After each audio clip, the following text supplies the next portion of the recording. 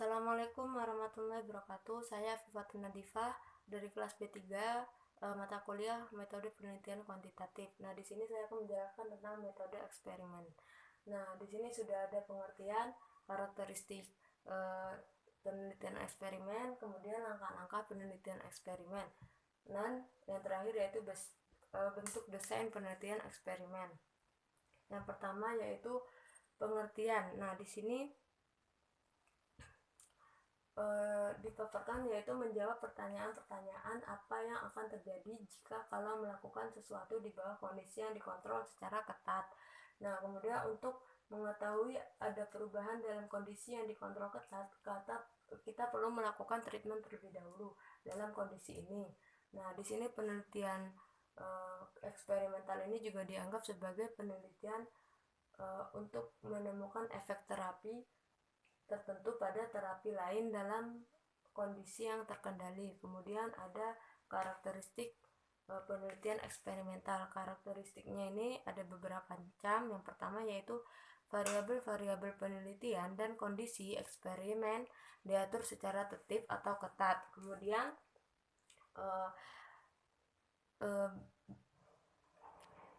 Kemudian baik dengan menetapkan kontrol, memanipulasi langsung, atau bisa juga dengan cara random. Kemudian yang kedua yaitu adanya kelompok kontrol sebagai data dasar atau baseline untuk dibandingkan dengan kelompok eksperimen. Kemudian yang ketiga yaitu penelitian ini memusatkan diri pada pengontrolan variansi untuk memaksimalkan variabel yang berkaitan dengan hipotesis penelitian. Nah, meminimalkan variasi variabel pengganggu yang mungkin mempengaruhi hasil eksperimen tersebut. Nah, tetapi itu tidak menjadi tujuan penelitian. Jadi untuk itu sebaiknya pemilihan dan penentuan subjek serta menempatkan subjek dalam kelompok-kelompok dilakukan secara acak atau random. Kemudian yang keempat yaitu validitas internal atau internal validity. Nah, internal validity ini mutlak diperlukan pada rancangan penelitian eksperimen. Nah, untuk mengetahui apakah manipulasi eksperimen yang dilakukan pada saat studi ini memang benar-benar menimbulkan perbedaan. Kemudian yang kelima yaitu validitas eksternal atau external validity, berkaitan dengan bagaimana kerepresentatifan penemuan peneliti dan berkaitan pula dengan menggeneralisasikan pada kondisi yang sama. Kemudian yang terakhir yaitu yang keenam, semua variabel penting diusahakan konstan, kecuali variabel perlakuan yang secara sengaja dimanipulasi atau dibiarkan bervariasi dengan sendirinya. Kemudian di sini juga ada langkah-langkahnya yaitu langkah-langkah penelitian variabel. Yang pertama yaitu melakukan penelitian induktif terkait erat dengan masalah yang harus dipecahkan. Kemudian identifikasi dan tentukan masalah.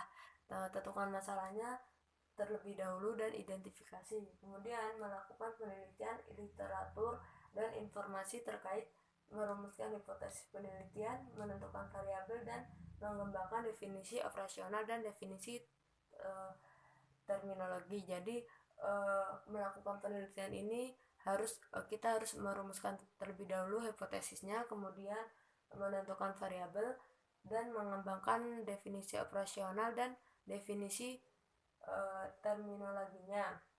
Kemudian di sini juga ada bentuk desain penelitian eksperimen yaitu ada 4 macam. Yang pertama pre-experimental design, yang kedua yaitu true experimental design, dan yang ketiga quasi experimental design.